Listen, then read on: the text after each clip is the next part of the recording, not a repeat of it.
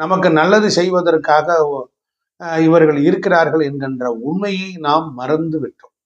இதுதான் இங்க இருக்கக்கூடிய ரகசியம். ஆகையினால ஒரு ஒரு ஜாதகத்துல இருக்கக்கூடிய குறைகளை எல்லாம் நம்ம போக்கணும் அப்படின்னா நம்ம வந்து வார வாரம் ஞாயிற்றுக்கிழமைக்கு சூரிய வழிபாடு செய்யலாம். சூரியன் தான் பித்ருலோகத்திற்கு அதிபதி. சூரியன் தான் பித்ருலோகத்திற்கு அதிபதி. அவர் தான் என்ன பண்ணுவார், நாம செய்யற புண்ணியத்தெல்லாம் அவர் கொண்டு போய் முன்னோர்களுக்கு சேர்ப்பார். ஸோ அதனால இந்த உலகத்தில் வந்து மெஞ்ஞானம் விஞ்ஞானம் ரெண்டும் ஒன்றோடு ஒன்று பின்னி பிணைந்ததாக இருக்கு. சரி, இப்ப நம்ம குடும்பத்துல இறந்து போனவங்களை பத்தி தெரியல. ஆனா நம்ம போய் யாற்றாவது கேட்போம், ரொம்ப கஷ்டமாவே இருக்கு, என்னன்னு ஒன்றும் புரியல, நானும் சம்பாதிக்கிறேன், பாடுபடுறேன், சேமிக்க முடியல, குடும்பத்துல பிள்ளைகள் சரியில்லை, மனைவிக்கு அடிக்கடி உடம்பு முடியாம போகுது அப்படின்னா நம்முடைய ஜாதகத்துல பூர்வ புண்ணியத்தை பார்ப்போம்.